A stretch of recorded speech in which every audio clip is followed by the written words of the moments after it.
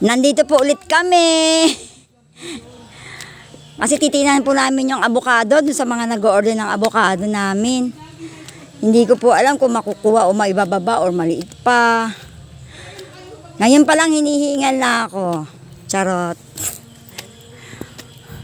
Titinan po namin kung okay na yung avocado. Ang daming santol oh. Nalalaglag lang na.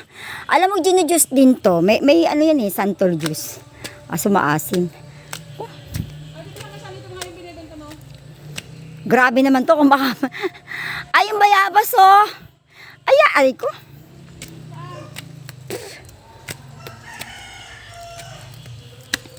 Ayan, yan. Eto. Laura. Ayan o, yan. Yung may riprap na yan. Kalahati niya. Meron yan, nagbubunga yan. Kinakain lang kagad. Ayan, may bayabas oh. Ang linaw nga na mata ko eh. Nakitang-kita ko yung bunga kaso Ayan po, si Flora nangunguha ng bayabas. Yung buko namin oh, hindi na makakain ng buko. Ayan oh, dami-daming buko. May titira daw dyan. Kakausapin ko pa. Hi! Sige na, mag-hi-hi ka dyan.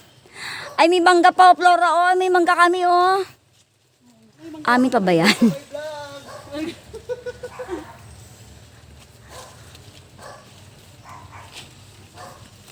Meron?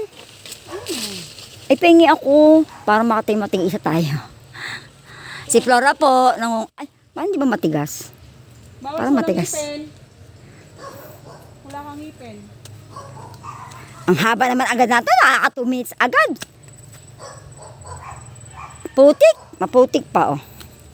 Tingnan natin yung avocado. Ayun oh, dami ng buko eh. Wala lang magbababa kasi basa. Makalat na naman, daming dahon.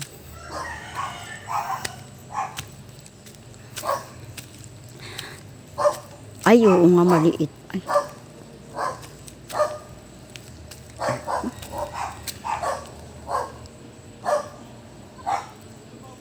Hindi ko makita.